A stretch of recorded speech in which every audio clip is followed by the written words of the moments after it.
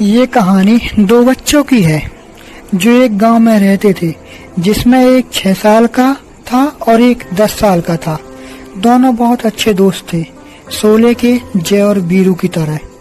दोनों एक साथ खेलते थे, एक साथ खाते थे और एक साथ नहाते थे।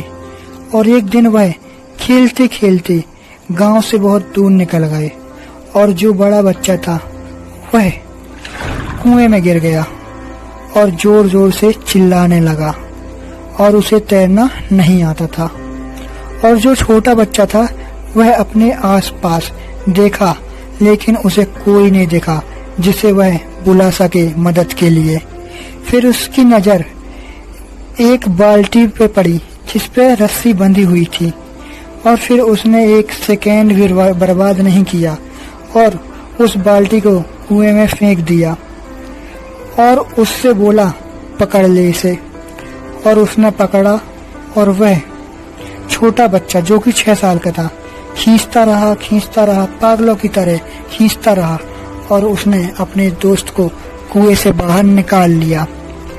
और फिर जब वह वापस गांव आए तो वहीं पूरी कहानी गांव वाले को बताई, लेकिन यह कोई नहीं मान रहा था कि ऐसा कुछ हुआ है। और ये सही बात भी है, क्योंकि एक 6 साल का बच्चा 10 साल के बच्चे को आखिर कैसे कुएं से बाहर निकाल सकता है। किसी ने भी उनकी बात का भरोसा नहीं किया। लेकिन उस गांव में एक इंसान थी जिसने उनकी बातों का विश्वास किया।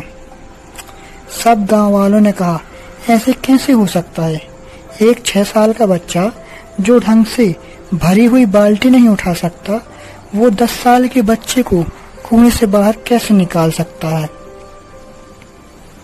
उस इंसान ने कहा, वो बता तो रहे हैं कि उसने बाल्टी को कुएं में फेंकी और उसने पकड़ लिया और उसने जो 6 साल का बच्चा था खींचा और उसे निकाल लिया। उस इंसान ने बोला, बात ये नहीं है कि उसने ऐसा कैसे किया, बात तो यह है कि उसने ये क्यों किया। क्योंकि उस जगह उसे ये कोई बोलने वाला नहीं था कि तू ये नहीं कर सकता। उसके चारों साइड उसे ये कोई बोलने वाला नहीं था कि तू ये नहीं कर सकता।